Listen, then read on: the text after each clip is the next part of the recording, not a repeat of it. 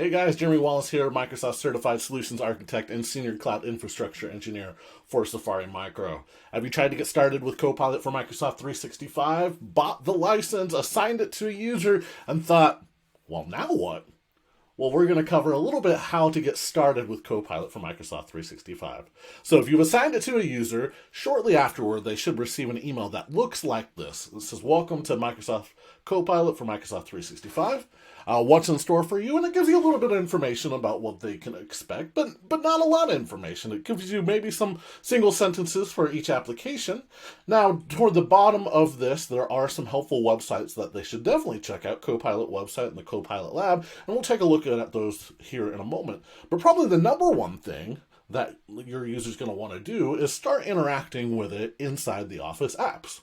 Well, for that to happen, one, you need to have your Microsoft Office apps all the way up to date and in current channel.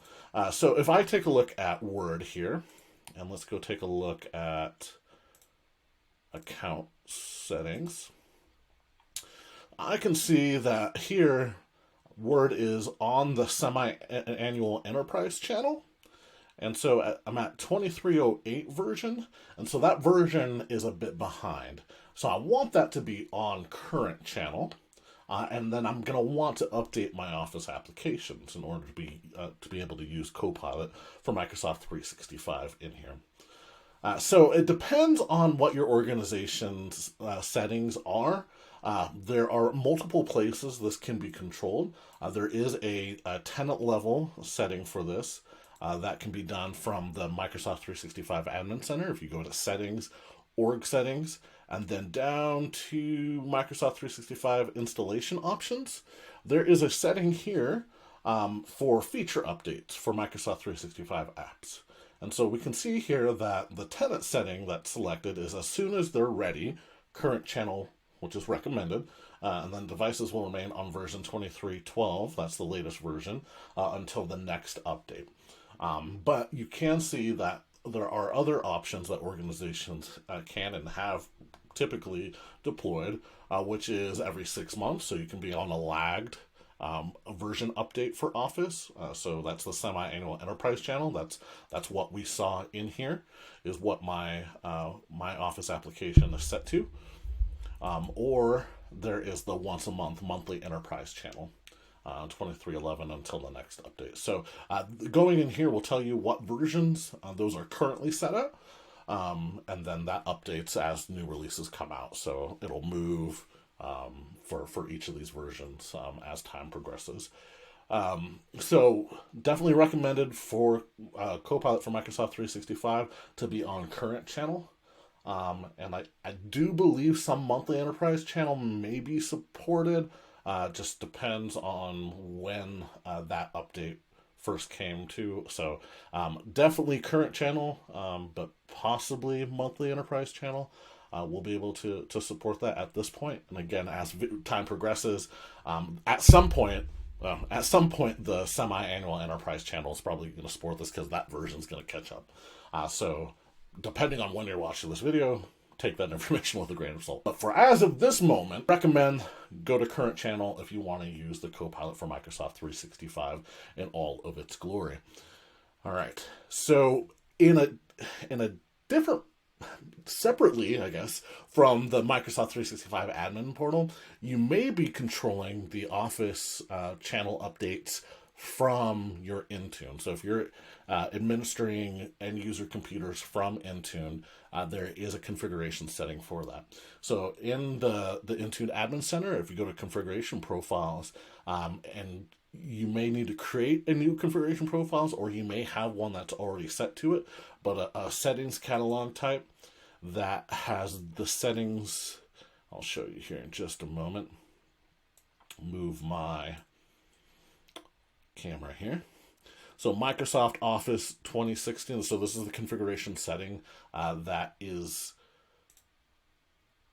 going to determine, here we go, specific settings about Office. So that's Office 2016 or later on the machine. And then so in here, in this policy, I have automatic updates enabled. I have hide option to enable or disable updates enabled. update channel enabled, and then I have that set to current channel, and then update deadline, update path. But this is probably the most important part for the Copilot for Microsoft 365 is selecting your update channels. Current channel, and again, I think monthly enterprise channel, but definitely current channel. Once you have that set, and again, if you're controlling it from Intune, it depends on how you have your Intune configured. I have it assigned to a specific security group, and then I have my device added to that security group. So that's how it's being pushed out. Maybe you have it set for all users. It depends how you're approaching it. But those are the two main areas that you're going to find settings for your Office channel configuration.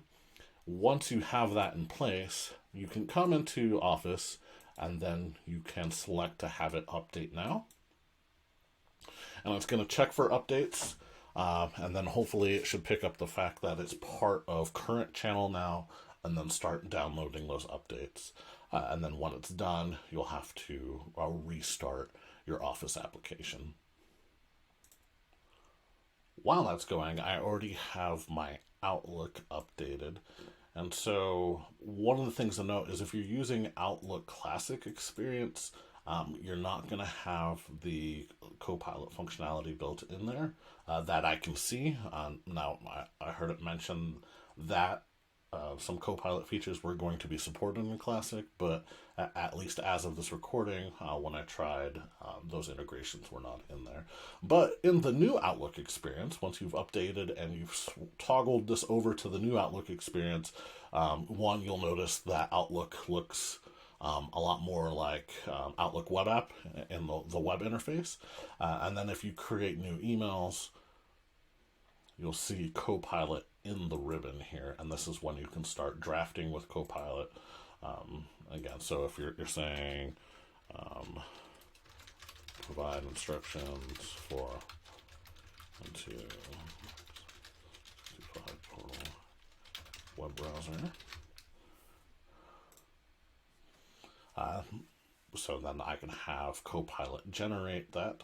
And so it generated some instructions here, and then I can manipulate that data if I want to change it. Tone of the email to be more personal. And then it's going to make adjustments to the draft that I had originally created based on that feedback that I provided it. So now we can see that it followed my instructions, and I asked it to change the tone to be a little bit more personal. And so I can choose to keep this or have it regenerate that text. And so now we can see here, hey, hi there, hope you're having a great day. I wanted to share some instructions with you on how to log into the M365 portal. And so it provided all that information. Again, because it's AI generated, always want to check those generations for accuracy, because not all the time, or it's not 100% accurate all the time. Sometimes we'll run into some factual inaccuracies that are in there. And so again, AI is still in its infancy. It's not going to be perfect, but it's going to help a lot. So just make sure you verify the information that it provides, and that again, and sometimes tweaking it, you're going to want to tweak things into your own words anyway. The other capability here on the Outlook side is the coaching by Copilot, which does help you determine if how your email's written, give you feedback, whether maybe it's too personal or maybe there's some suggestions on different ways you should approach talking to this person. So in this case, the tone, it suggests consider adding words like please or thank you or I appreciate to show your gratitude or appreciation, reader sentiment. This email does not address the reader by name because I did not specify a user either. And this is just an example, but these are great coaching suggestions that it can provide. So huge benefit there. Another capability that you're going to see in Outlook is to summarize. So you can get a summary from Copilot. Copilot will read the email chain and look for summarization pieces here. Because this is a HubSpot notification, I really don't expect it to provide anything really of value here, but that's how you can interact with Copilot. And we can see that Office is still updating in the background. So while it does that, okay, go ahead. Copilot summary here. You received an email from HubSpot notifying you that 4 potentially duplicate contact records have been found. So that way it can give me an overview of my information, especially when you're looking at an email chain. It can provide very helpful insights, so you don't have to dig back through that emails. All right, we can see if I pull up that Office wants to update, wants me to restart my application or to close out of the application so that it can restart. So I'm going to close that and let it update. And so now we can see that my updates are applying. And while that continues to update, let's take a look at Microsoft Teams. That's another big area that your user is likely going to want to take a look at. And so if I pull over the Microsoft Teams application here, I'm back in the way, and then we should be able to find the Copilot application in Microsoft Teams. So this brings me to Microsoft 365 Chat. Earlier, this had to be manually added, but I found it eventually that it became an app that I couldn't uninstall, only pin. So this may show up. If not, you may need to search for it. But you can control applications that show up in the Teams experience from the Microsoft Teams admin portal. So you can customize that for all of your organization or specific groups of users. So if you want that to show up automatically. But if not, likely if they have an overflow of apps, it's in this View More Apps section here. And they can find it there, and they can pin the Copilot application, and they can actually drag it up. And then this is the actual chat interface that they can do their day-to-day AI chat with. So this is going to give you some of that chat GPT type feel experience, where you can just ask whatever you want, ask it to generate information, ask it about certain things that it can provide information out from the internet on, and here's where the power of Microsoft 365 Chat is, stuff specific about your Microsoft 365 organization. So if you haven't seen my video where I kind of overviewed these tools, I kind of went briefly through the capabilities of all the Office applications, but I can provide another little example of what you can ask Microsoft 365 Chat here. So you do have ability to access the prompt book that's down here by the chat that helps give you some ideas of things that you may want to ask Copilot of. It does separate into categories, ask, create. So if I wanted to create an FAQ based on a particular file, or propose a new introduction based on another file, here is an idea that it gave me, list ideas for a fun remote team building event. And so it'll generate that information. But I can type in whatever I want. You don't have to use those prompts. Those prompts are there just to kind of help stir your creativity. And that feeds into the Copilot Lab. If we look back at that email, the link for the Copilot Lab brings us to a place where we can see prompt suggestions for all of the applications. So we can actually search in here specifically for an application. If I want to look inside PowerPoint, what are some things that I could ask PowerPoint? Add images, add a slide. If I want to take a look at Outlook, what can I do in Outlook? And I covered those 3 items: reply to an email, draft an email, summarize emails. And then it can also, in addition to help you know exactly what you can do in each of these, it also gives you some tips for better prompts. So make it specific, give it some context, guide the response, review and revise. So this is prompt engineering. So engineering a prompt to get the best results.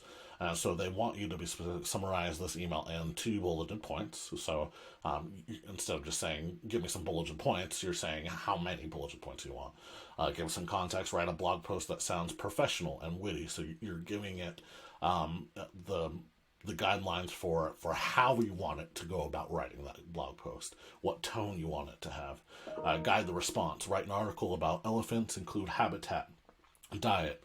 So you're giving it some specifics about the content that you want it to produce in that. And then review and revise. Lions are native to, saying check results, make sure they're correct, and refine your prompts as you go. So if it provides incorrect information, then you can adjust your prompt and adjust the information to provide feedback based on that. And then you have some FAQs down at the bottom, what are Copilot prompts, etc. So this is a very handy information, especially this prompts to try. This will help get you really kind of thinking about what you're able to achieve in all of the Office applications. But sky's kind of the limit from there. Definitely play around with how you can work with Copilot in each of those applications. I I tried for like 30 minutes of just like what can M365 chat do and what can it do, and I found out a ton that it can't do, but also found a lot of neat things that it can do, which I'll do create a kind of a tips and tricks video on things that we've been learning on the Copilot for Microsoft 365 side. With that said, I'm going to take a look back. It says updates were installed. So now if I take a look at my Office application, and let's see, open Word back up here.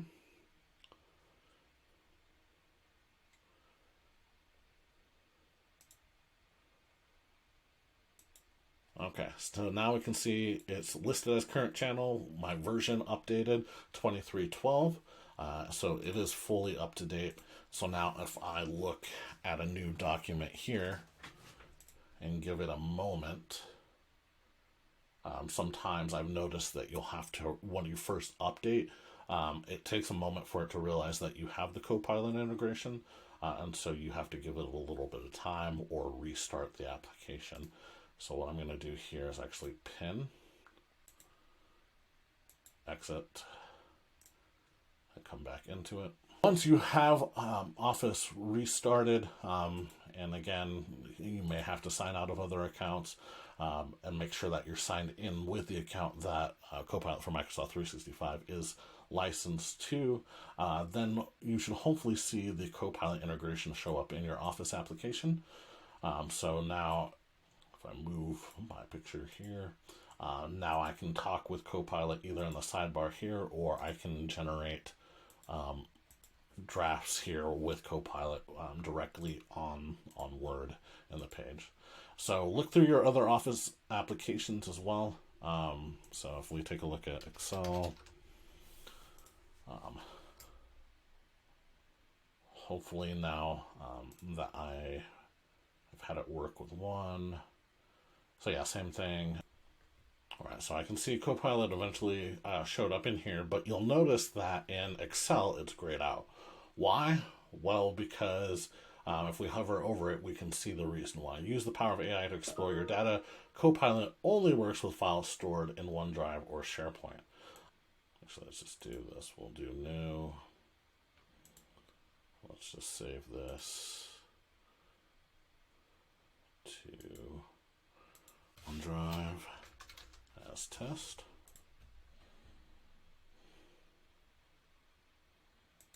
Okay, so now you see autosave's on, it's in OneDrive, so it's actively updating to OneDrive, and now you can see the Copilot button does show up. So now I can interact with it in Excel through Copilot. And I don't have any data in here, but you can do things like have it manipulate your tables, add new rows, cells, calculate formulas, AI in a spreadsheet.